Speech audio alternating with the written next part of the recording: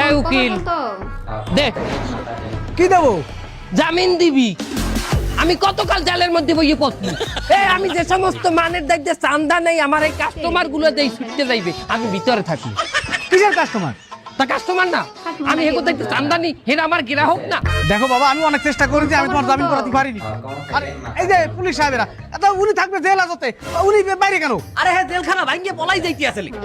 কেন, ওনার কি জেল পছন্দ হয়নি? না, জেলখানার কেউ হেরে পছন্দ হয় না, এর দিনে হেরে সবাই মিলে পিড়ে, এর জন্য হে জেলখানা ভাঙ্গে পলাইতে গেছে। তা এখন ওনারা নিয়ে কোথায় যাচ্ছেন? তাকে ট্রান্সফার করা হইতে আছে। অন্য কোনো জেলে? যে না পাগলা কারো, তার কাউন্সিলিং দরকার। সে একজন মার্ডার মামলার আসামির কাছে যাই বলে দে মার্ডার করিয়ে খাইছো, এখন আমাকে চান্দা দাও।